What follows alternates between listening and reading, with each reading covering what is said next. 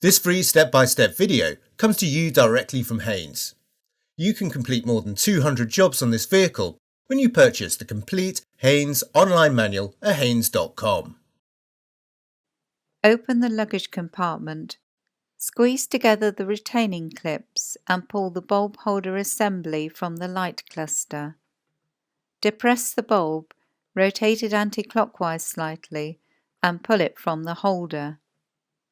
Align the bayonet pins of the bulb with the slots in the holder. Insert the bulb and twist it clockwise to secure it.